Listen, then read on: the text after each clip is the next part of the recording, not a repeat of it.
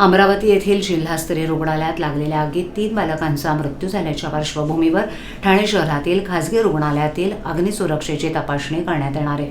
आगीच्या दुर्घटना टाळण्यासाठी आवश्यक उपाययोजना करण्यात आल्या आहेत का, तसंच अग्निसुरक्षा यंत्रणा कार्यरत आहे का याची पाहणी करण्याच्या सूचना ठाणे महापालिकेच्या वैद्यकीय आरोग्य अधिकाऱ्यांनी अग्निशमन विभागाला दिल्या आहेत।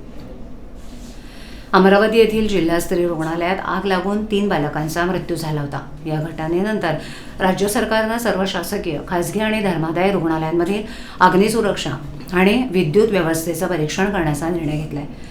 रुग्णालयांमध्ये तांत्रिक कारणांमुळे आग लागण्याचा धोका असतो। वातानुकूलित यंत्रणा तसंच अन्य विद्युत उपकरणांमुळे विद्युत यंत्रणेवर अतिरिक्त भार पडण्याची शक्यता असते। या पार्श्वभूमीवर ठाणे महापालिकेचे वैद्यकीय आरोग्य अधिकारी डॉक्टर प्रसाद पाटील यांनी अग्निशमन दलाच्या मुख्य अग्निशमन अधिकाऱ्यांना खासगी रुग्णालयातील अग्निसुरक्षेची तपासणी करण्याच्या सूचना दिल्या आहेत। या तपासणी दरम्यान अग्निसुरक्षा परीक्षण, आग लागल्याचा इशारा देणारी यंत्रणा, धूर शोधक यंत्रणा, अग्निशमन यंत्रे, अग्निशमन हायड्रंट आणि अग्निशमन लिफ्ट यांसह संपूर्ण अग्निसुरक्षा व्यवस्था कार्यरत आहे का याची पाहणी केली जाणार आहे। तसंच या यंत्रणांची नियमित देखभाल, दुरुस्ती केली जाते का याचीही खातरजमा करण्यात येणार आहे। रुग्णालयातील शस्त्रक्रियागृह, विशेष नवजात शिशु अतिदक्षता कक्ष, अतिदक्षता विभाग आणि रक्तशुद्धीकरण केंद्रात मोठ्या प्रमाणावर विद्युत उपकरणांचा वापर केला जातो।